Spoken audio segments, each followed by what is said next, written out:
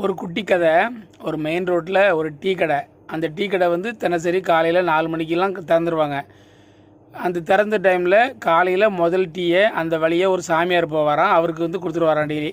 முதல்ல ஃபஸ்ட்டு போனியே அந்த சாமியாருக்கு கொடுத்துட்டு வரான் டீயை இலவசமாக. அப்படி கொடுத்துக்கிட்டு இருக்கிற நேரத்தில் 4-5 வருஷமாக போயிருக்கு, நல்லா போயிருக்கு, வியாபாரம் நல்லா இருந்திருக்குது. ஒரு நாள் காலையில் அப்படி டீ கொடுக்குற நேரத்தில் அந்த ஏரியாவில் ஒரு ரவுடி வந்து, அந்த ஏரியா பெரிய ரவுடி அவர் வந்து டீயை வந்து எனக்கு சீக்கிரம் கொடு, ஃபஸ்ட்டு எனக்கு தான் கொடுக்கணும், நான் போகணும், நான் சீக்கிரம் போகணும்னு தொல்லை பண்ணி கேட்கவும், இல்லை நான் வந்து சாமியாருக்கு தான் கொடுப்பேன்னு டீ கடைக்கார சொல்ல ஒரு வாக்குவாதமாக இருக்குது. உடனே சாமியார் என்ன பண்ணிருக்காரு, கொடுன்னு கையை காமிச்சிருக்காரு. உடனே என்ன பண்ணுறது, சாமியார் சொல்லிட்டாருன்ட்டு டீயை கொடுத்தாப்புல. டீயை வாங்கி குடிச்சிட்டு ரோட்டை கிராஸ் பண்ணி வேகமாக போகும்போது ஒரு லாரியில் அடிபட்டு செத்துட்டான் அந்த ரவுடி.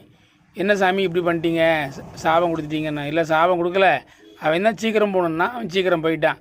அதனால் ஒவ்வொருத்தரோட